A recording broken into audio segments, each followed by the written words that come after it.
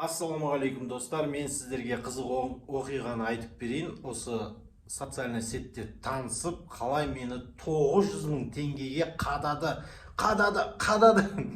Короче, бизнес бастаймын деп Қытаймен бизнесті оқып, бәрін дайындалып, кредит алам, миллион теңге кредит алып, енді бастайын деп тұрған кезде осылай социальный сетте танысқан бір жігітпен, атын айтпай қояйын, малсын деп қана айта аламын, оған болды.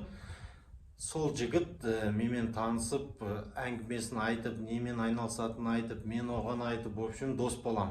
О, брат дейді, как обычно.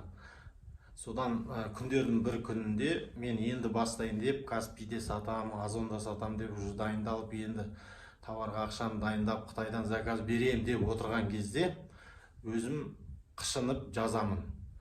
В общем, брат, мен бастайын деп отырмын, маған бағыт бағдар беріп жеш деймін. Ол жігіт тұрады да, о, керемет бағыт бағдар берем, мен саған товар арзан алып берем Алматыдан, контейнерден почти тегін, сен Қытаймен жұмыс істегеннен гөрі лучше бізбен жұмыс істе, мен сен ешқандай посредник те болмаймын, ешқандай үстінен комиссия да ұстамаймын, сол жігіттен алып берем деп бір какой-то дүңған жігіттен алып берем деді. Сонымен алып берді, ақшасын жібердім, 4 коробка келді. Міне мынандай, в общем, 4 коробка келеді. Ашып тастаймын, қараймын, накладной жоқ, бауырым накладной қайда десем, ой, там, оказывается,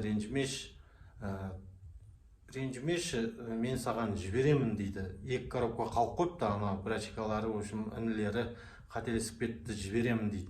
Сөйтіп бір ай созылады, ары қарай қызық десеңіз, ары қарай естігілеріңіз келсе, бұл әңгімені лайк, комментария басамыз, жалғасын жаз деп жазып кетеміз. Мен сіздерге жалғасын келесі жолы салатын боламын.